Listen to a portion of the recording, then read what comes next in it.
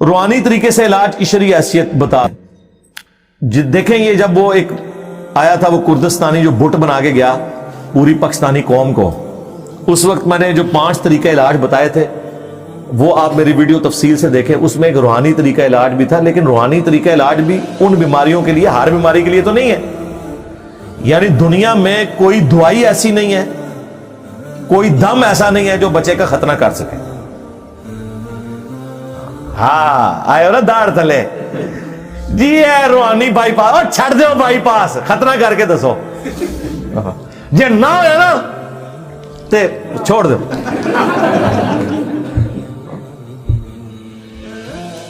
آج وہ جس بزرگ نے سٹیک تے لوانا ہے اپنے آپ نو، کیڑا ہے جڑا ہے لکھ کے دے منو کہ اگر میں نہ کر سکیا ختنہ تو جو مرضی کرو جی میں سب اجازت ہے، تو پتہ چل جائے گا. بھائی جو سرجری کام کرتی ہے وہ بعض اوقات ادویات سے نہیں ہو سکتا، وہ فزیکلی آپ کو علاج کرنا ہے. اس طریقے سے جھاڑ پھونک کا ایک علاج جو ہے وہ چند ایک چیزوں کے لیے ہے جو اس کے ایکسپرٹس ہیں وہ کرتے ہیں. بخاری مسلم میں حدیث ہے کہ شفا 3 چیزوں میں ہے، شہد میں، حجامہ کپنگ یعنی یہ پچھنے لگوانے میں، اور داغ دینے میں. لیکن میں اپنی امت کو داغ سے منع کرتا ہوں، لیکن یہ منع حرام کے درجے میں نہیں ہے، پریفریبل ہے. کیونکہ مسلم شریف میں حدیث ہے ایک صحابی کو زخم لگا، اس کا خون نہیں رکتا تھا، نبی علیہ السلام نے اپنے مبارک ہاتھوں سے داغ دیا. داغ یہ ہوتا ہے کہ لوہے کی کوئی سلاخ، تیر کا اگلا حصہ، کوئی لوہے کی چیز گرم کر کے جب وہ فل گرم ہو جائے تو وہ اس زخم کے اوپر لگاتے ہیں، وہاں سے وہ گوشت اور وہ سارا حصہ روسٹ ہو جاتا ہے، پھر وہ خون نکلنا بند ہو جاتا ہے. آج کل الیکٹرک داغ دینے والے انسٹرومنٹس آ گئے ہیں جو سرجنز وغیرہ یوز کرتے ہیں. اس لیے دیکھیں آپ جو بائی پاس کے آپریشنز ہو رہے ہیں نا تو وہ بڑے ایڈوانس ہو چکے ہیں، ایسی ادویات آ گئی ہیں، اب خون بھی نہیں لگتا اور بائی پاس ہو جاتا ہے. ورنہ پہلے کتنی بوتلیں ارینج کرنی پڑتی تھی، خون ضائع ہو جاتا تھا.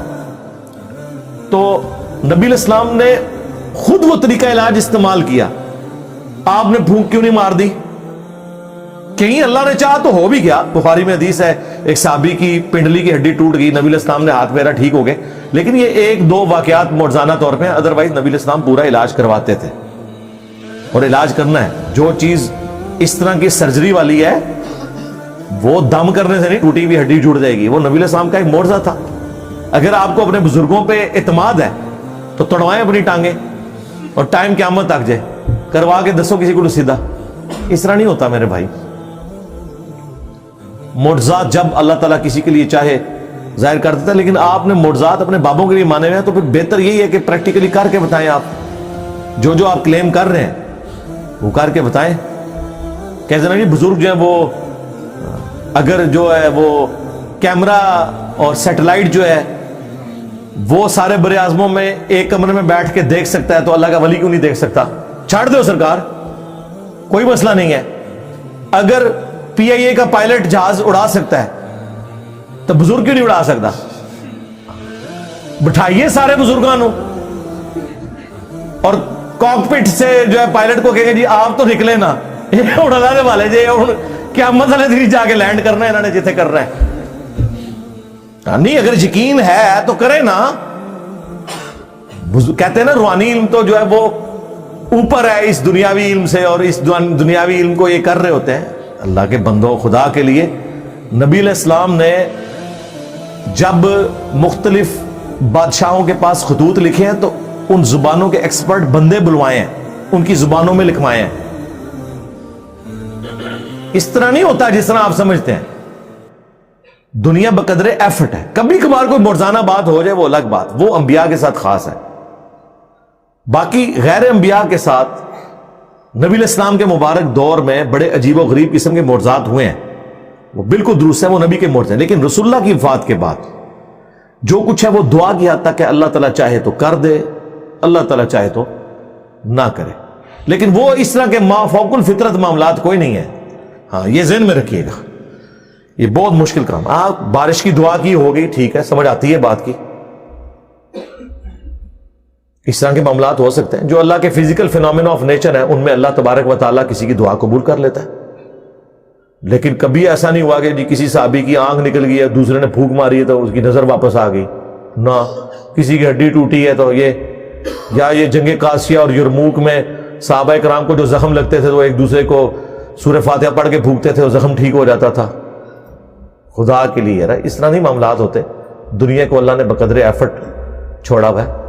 آپ کو تو کہانیاں کرائی ہیں جی. ابو الحسن خرقانی نے کرتا دیا تھا محمود غزنوی کو, اور محمود غزنوی نے جو سومنات پہ جو آخری حملہ کیا وہ اس کی برکت سے کامیابی ہوئی. رات نو بابا جی پھر بھی ناراض. بابے کتنے خوش ہوندے تھے جدوں تک نعرہ نہ مارو انہاں دے اگے تسی یا میرا نام نہ لو.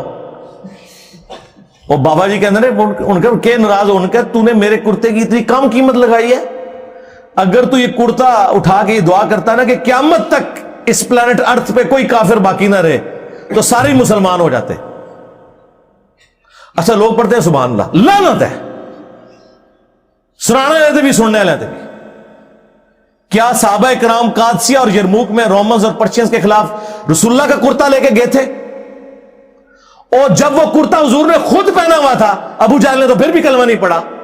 تم لوگ کہہ رہے ہو کہ روئے عرض میں سارے مسلمان ہو جاتے کرتے کے وسیلے سے دعا کر کے.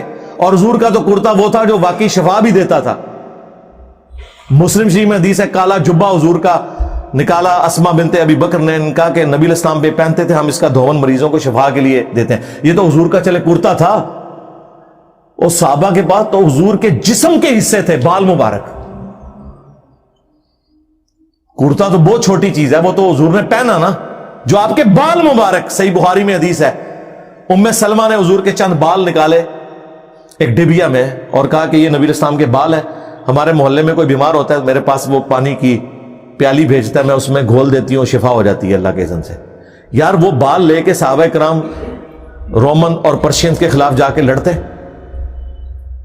اور بالوں کو سامنے رکھ کے تو فتح حاصل کرتے. جنگوں کی تکلیف کاٹی. 8,500 صحابہ اور تابعین شہید ہوئے ہیں صرف قادسیہ میں پرشین امپائر کے خلاف. کتنے لوگ ہاتھیوں کے نیچے آگے شہید ہوئے ہیں. تسی نگاہ ہی مارتے رہتے ہو. سب کہانی ہے.